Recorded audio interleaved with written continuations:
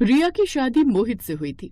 रिया और मोहित ने घर को बहुत अच्छे से संभाला हुआ था और रिया के ससुर केशव गांव के बाजार में बैंगन का ठेला लगाया करते थे। एक दिन केशव जब शाम को ठेला बंद करके घर आता है तो अपनी बहू रिया से कहता है, रिया बहू, मैं कुछ दिनों के लिए गांव रहने के लिए जा रहा हूँ। मेरे भाई की तबीयत बहुत खराब है और उसे मेरी बहुत याद आ रही है। शकुंतला को अपने साथ नहीं लेकर जा रहा क्योंकि सफर करने से उसकी तबीयत खराब हो जाती है और रजनी तुम्हारे घर के कामों में मदद करवा ही देती है, तो तुम घर का अच्छे से ध्यान रखना। ठीक है पिताजी, आप इस घर की बिल्कुल भी चिंता मत कीजिए। मैं सब लोगों का बहुत अच्छे से ध्यान रखूंगी, पर आप भी वहां पर अपने खाने पीने का ध्यान रखना और हाँ, अपनी दवाइयां ले जाना मत भूलना। हाँ बहू, मैंने तत्काल में टिकट करवा ली है, लेकिन मेरे पास ये 5 किलो बैंगन बच गए हैं। अब समझ नहीं आ रहा कि इन बैंगन का क्या करूं। आप इतनी चिंता क्यों करते हैं पिताजी? जब आप इतने सारे बैंगन छोड़कर जा रहे हैं तो जाहिर सी बात है कि मैं इन बैंगन का कुछ न कुछ तो जरूर बनाऊंगी। दोनों ससुर और बहू आपस में बात कर रहे थे कि तभी वहां पर शकुंतला आती है और कहती है, बहू आलू बैंगन मत बनाना, मुझे वो अच्छा नहीं लगता। बाकी तू बैंगन से कुछ और बना सकती है तो वो बना ले। और बहू, मैं कल जा रहा हूँ, इसीलिए रात का खाना खाकर जाऊंगा। ठीक है पिताजी, मैं बैंगन का भरता बना लेती हूँ। नहीं नहीं बहू, बैंगन के भरते से मुझे गैस बन जाती है, इसीलिए बैंगन का भरता मत बना। इस तरह अब उसके सास ससुर ये बोलकर चले जाते हैं तो वहीं रिया को समझ में नहीं आता कि वो क्या बनाए, क्योंकि वो आलू बैंगन की सब्जी उसकी सास को नहीं खानी थी और बैंगन के भरते से ससुर को गैस बन जाती। अब रिया बैंगन की तरफ देखकर खुद से कहती है, अब मैं इन बैंगनों का क्या बनाऊं, समझ नहीं आ रहा। हाँ, यूट्यूब से देख लेती हूँ, क्या पता वहां कुछ नया मिल जाए। अब रिया यूट्यूब चेक करती है तो उसे बैंगन बिरयानी नजर आती है, जिसे देखकर उसने कहा, हाँ ये बढ़िया है, सब लोगों के लिए बैंगन की बिरयानी बना देती हूँ। वो थोड़ी चटपटी और स्पाइसी भी होगी और रात के समय में खाने में हल्की भी होगी। अब रिया तुरंत ही यूट्यूब ओपन करके बैंगन की बिरयानी बना देती है और सभी लोगों के लिए खाने को लगा देती है। पूरा परिवार साथ में बैठकर बैंगन बिरयानी खा रहा था। तभी रिया की ननद रजनी ने कहा, वाह भाभी, ये बिरयानी तो बहुत टेस्टी लग रही है, इसे खाकर तो मजा आ गया। इसमें बैंगन है पता ही नहीं चल रहा। बहू, तू तो अब रोज मेरे लिए ये बिरयानी बना दिया कर, इससे पेट भी भरा रहेगा और स्वाद भी पूरा होगा, क्योंकि नॉर्मल चावल और बिरयानी खाकर वो स्वाद नहीं आता जो बैंगन की बिरयानी में है। इस तरह सब लोगों के मुंह से अपनी तारीफें सुनने के बाद रिया बहुत खुश हो जाती है। जहां सभी रिया की तारीफ कर रहे थे तभी बीच में उसका ससुर केशव कहता है, बहू, मेरी कल सुबह की 9 बजे की ट्रेन है, इसीलिए मैं खाना पैक करके ले जाऊंगा। अगर तुम मेरे लिए ये बैंगन की बिरयानी बना देती तो। पिताजी वैसे तो बिरयानी खत्म हो चुकी है, पर कोई बात नहीं, आप चिंता मत कीजिए, मैं आपके लिए सुबह सुबह बैंगन की बिरयानी बना दूंगी। और अगर सभी को कल बिरयानी ही खानी है तो मैं सभी के लिए बैंगन की बिरयानी बना दूंगी, वरना सिर्फ आपके लिए बना दूंगी। अरे बहू, मुझे तो कोई ऐतराज नहीं, वैसे भी रोटियां पचाने में अब बूढ़े शरीर को दिक्कत होती है, इसलिए मैं तो सोच रही हूँ कि बैंगन की बिरयानी ही खा लिया करूँ। इससे पाचन भी अच्छे से हो जाएगा और स्वाद भी बना रहेगा। और भाभी, मैं आपके साथ रसोई में खड़ी हो जाऊंगी, आप मुझे सिखा देना कि बिरयानी बनाते कैसे हैं, ताकि कभी आप बिजी हो तो मैं भी बिरयानी बना सकूं। रजनी की इस बात को सुनकर रिया ने अपने मन में कहा, ननद जी, आपको मैं बिरयानी बनाना सिखा तो दूं, लेकिन अगर आपने बिरयानी बनानी सीख ली तो कल को मेरे लिए दिक्कत हो जाएगी, क्योंकि सब लोग आपको ही अपने सर पर चढ़ा कर रखेंगे। वैसे भी ये रेसिपी मैंने सर्च की है, इसलिए रेसिपी मैं किसी को नहीं दूंगी। क्या ननद जी, आपको परेशान होने की जरूरत नहीं है, मैं हूं ना, मैं सब संभाल लूंगी। वैसे भी बिरयानी तो बनानी है, इसलिए ज्यादा काम नहीं, मैं खुद ही सब संभाल लूंगी। आप बस अपनी पढ़ाई और बाकी चीजों पर ध्यान दो। I love you so much भाभी, आप सच में बहुत अच्छी हो।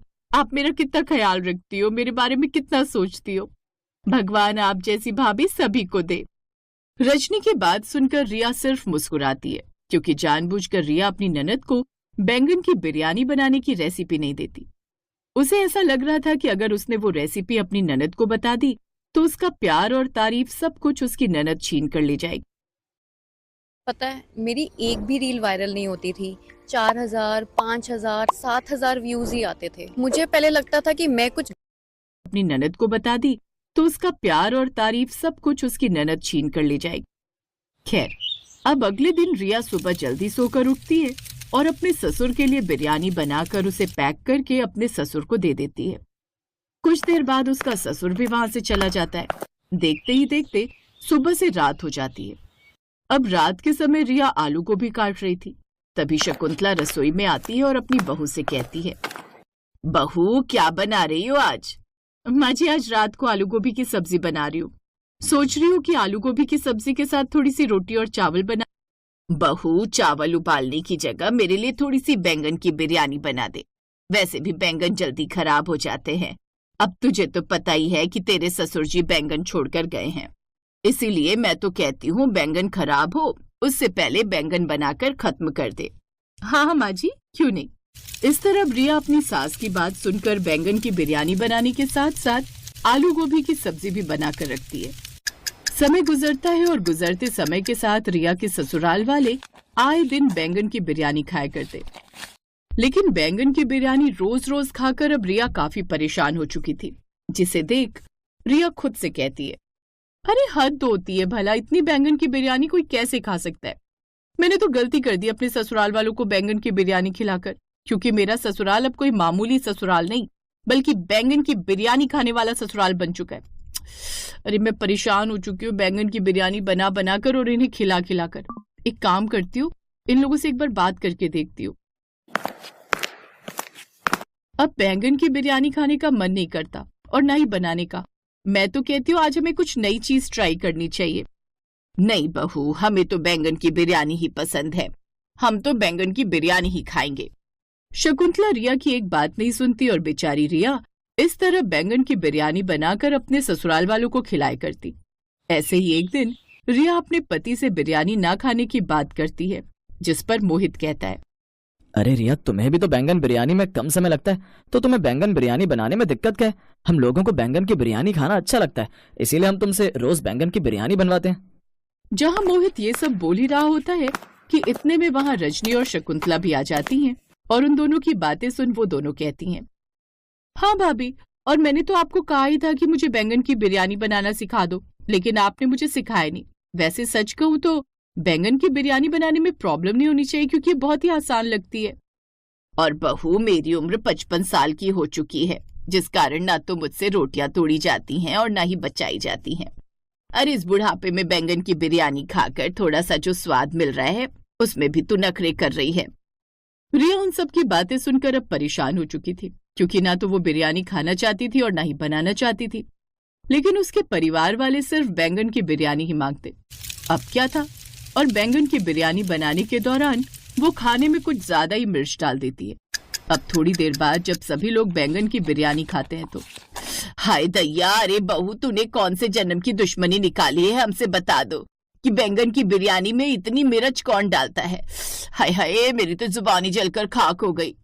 कहा माँ, अरे तीखी तीखी चीजें तो अच्छी लगती हैं, वैसे भी भाभी ने हल्की सी तो मिर्च डाली है। भाभी, अब आप बैंगन की बिरयानी इसी तरह चटपटी बनाया करो। रजनी, तेरा दिमाग तो खराब नहीं हो गया ना? अगर रोज रोज इस तरह तीखा खाएगी तो पता भी है कितनी दिक्कत हो जाएगी। अब मैं तो बैंगन की बिरयानी खाने से रहा। देखो रिया, तुम मेरे लिए और कुछ बना दिया करना, लेकिन ये बैंगन की बिरयानी मत बनाया करो। इस तरह शकुंतला और मोहित की अकल तो ठिकाने आ जाती है। लेकिन अब रिया का टारगेट उसकी ननद थी, क्योंकि उसको तीखा भी बहुत पसंद था और बिरयानी भी। ऐसे समय बीतता है और एक दिन रिया रजनी को डराते हुए कहती है, ननद जी, बैंगन गर्म होता है, अगर तुम रोज रोज बैंगन की बिरयानी खाओगी तो तुम्हारे चेहरे पर मुहासे आ जाएंगे और तुम मोटी भी हो जाओगी, पेट में जलन होगी और वो चेहरा अलग खराब होगा। वो देखो, मैं तो कहती हूँ कि अभी तुम्हारी शादी होनी बाकी है, अपनी सुंदर चेहरे पर क्यों इतनी परेशानियां लेकर घूमना चाहती हो तुम। कहते हैं लड़कियों को अपने चेहरे से काफी प्यार होता है, और ऐसा ही रजनी के साथ था।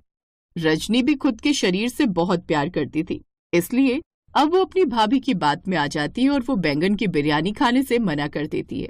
इस तरह अब रिया का बैंगन की बिरयानी खाने वाला ससुराल एक आम ससुराल बन जाता है और अब उसके घर में बहुत ही कम बैंगन की बिरयानी बनती।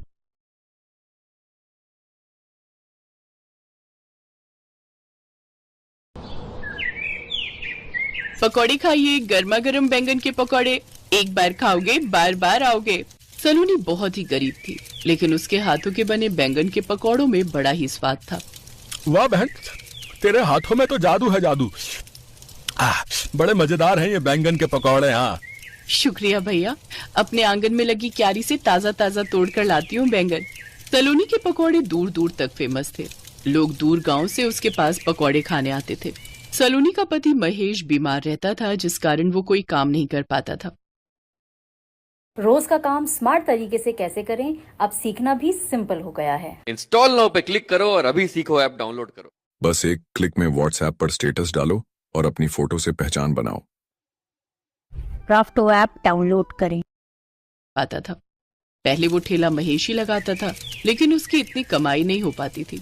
लेकिन जब से सलोनी ने पकौड़े बनाकर बेचना शुरू किए तो उसके पास कई लोगों की भीड़ लगी रहती। सलोनी के साथ उसका 10 साल का बेटा भी अपनी माँ की ठेले पर मदद करता था। एक रोज घर पर सारी कमाई इनके इलाज में खर्च हो जाती है और बाकी घर खर्च में कुछ बचत हो ही नहीं पाती। मैं ही बोझ हूँ तुम सब पर। ऐसा क्यों बोलते हो जी? मैंने ऐसा कब कहा? एक रोज सलोनी ने देखा कि उसके ठेले के सामने एक दूसरे पकौड़े वाले ने ठेला लगा लिया है। वो तरह तरह के पकौड़े बनाकर बेचता था। वो पकौड़े वाला बड़ा ही चालाक था। उसने सस्ते पकौड़े बेचने शुरू कर दिए। आलू प्याज गोभी के सस्ते सस्ते पकौड़े ले लो।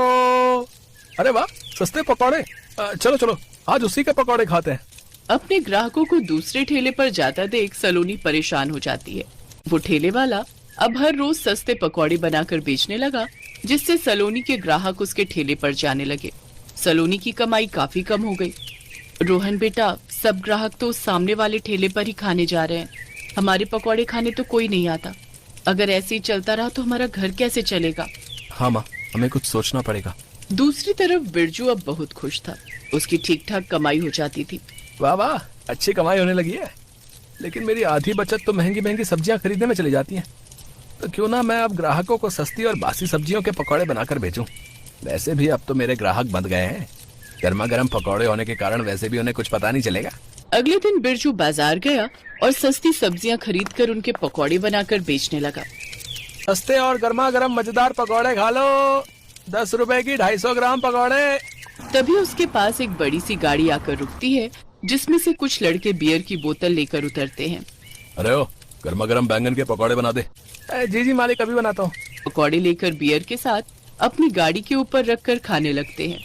ये देख सलोनी उनके पास आकर बोली, भाई साहब, यहाँ दारू मत पीजिए। मैं एक महिला हूँ और दारू के कारण कोई ग्राहक नहीं आएगा। अबे ये रोड तेरे बाप की है क्या है? और वैसे भी तेरे ठेले पर तो कोई भी नहीं है। हम तो इस पकौड़े वाले के यहाँ खड़े हैं, तो तेरी क्यों जलती है रे? और अगर तुझे कोई दिक्कत है तो अपना ठेला यहाँ से हटा ले, समझी? तभी बिरजू भी आग में घी डालने का काम करता है। हाँ ठीक कहा साहब। अब वो लड़के हर रोज वहाँ आकर पकौड़े खाते और शराब पीते। ये देख अब सलोनी के पास बचे कुछ ग्राहकों ने भी आना बंद कर दिए। सलोनी अब बहुत परेशान रहने लगी। फिर उसके बेटे ने कहा, माँ लगता है ये ऐसे नहीं सुधरेंगे, हमें पुलिस को बताना होगा। तू ठीक कहता है बेटा। सलोनी ने पुलिस वाले को बुलाया, लेकिन वो उल्टा उसी पर चिल्लाने लगे। तुम लोगों को यहाँ ठेला लगाने की अनुमति किसने दी है? साहब आपके रहते हमें किस चीज की परेशानी है? जरा रुकिए, मैं अभी आया। बिरजू बहुत चालाक था। वो झट से गर्मा गर्म पकौड़े और कुछ रुपए लाया और उस पुलिस वाले को दे दिए। पुलिस वाले ने उसे कुछ नहीं कहा, लेकिन ममता के पास उसे देने के लिए कुछ नहीं था और उसे जल्द ही वहाँ से ठेला हटाने की धमकी देकर चला गया। अब सलोनी दिन रात परेशान रहने लगी। एक तो वैसे ही काम नहीं चल रहा, ऊपर से ही पुलिस वाला इनकी दवाइयाँ भी नहीं ला पा रही और खाने के लिए भी घर में कुछ नहीं बचा है। लेकिन सड़ी गली सब्जियों के पकौड़े खाकर ग्राहक बिरजू के पास शिकायत लेकर आने लगे। अरे तुम्हारे पकौड़े खाकर तो मेरी तबीयत ही खराब हो गई। कल से पेट में बहुत दर्द है। मुझे भी डॉक्टर के पास जाना पड़ा बे। तुम्हारे सस्ते पकौड़े तो हमें बड़े महंगे पड़ गए बे। और मेरी बेटी तो बीमारी हो गई, अब वो अस्पताल में भर्ती है। ग्राहकों ने गुस्से में उसके ठेले को तोड़ना शुरू कर दिया। ये देख सलोनी ने सबको रोकने की कोशिश की। रुक जाइए, इन्हें एक मौका और दीजिए। जो हमारा नुकसान हुआ है उसकी भरपाई कौन करेगा? इसमें इसकी क्या गलती है? आप लोगों को ही तो सस्ते पकौड़े खाने थे, कम दाम में ऐसी ही चीज मिलेगी। ये सुनकर सभी ग्राहक शांत हो जाते हैं और वहाँ से चले जाते हैं। फिर सलोनी अपने बेटे के साथ उसके ठेले को उठाती है और दोनों उसका सारा सामान ठेले पर रख देते हैं। ये देख बिरजू को अपनी गलती का एहसास होता है और वो सलोनी से हाथ जोड़कर माफी मांगता है। मुझे माफ कर दो बहन, मैंने तुम्हारे साथ कितना गलत किया, लेकिन तुमने मेरी फिर भी मदद की। अब से हम दोनों अलग अलग ठेला नहीं बल्कि एक ही ठेला लगाएंगे, जिसमें हम ताजे ताजे बैंगन के पकौड़े के साथ साथ हर तरह के ताजी सब्जियों के पकौड़े बनाकर बेचेंगे। जैसा आपको ठीक लगे भाई साहब। उस दिन के बाद से दोनों ने एक ही ठेला लगाया, जिससे उनके पास खूब ग्राहक आने लगे। फिर सारे दिन में जो भी कमाई होती उसे वो आधी आधी बांट लेते। एक रोज वही तीनों शराबी लड़के वहाँ आए और पकौड़े मांगने लगे। से यहाँ शराब पीना मना भैया, आप कहीं और जाकर ये सब करिए, नहीं तो आपको पकौड़े नहीं मिलेंगे। बिरजू पर हाथ उठाना शुरू ही किया था कि तभी सलोनी और रोहन भी डंडा लेकर वहाँ आए। एक डंडा उन्होंने बिरजू के हाथ में दिया। फिर तीनों ने उन लड़कों की खूब पिटाई की, जिसके बाद वो अपनी गाड़ी में बैठकर फरार हो गए और फिर कभी वहाँ नजर नहीं आए।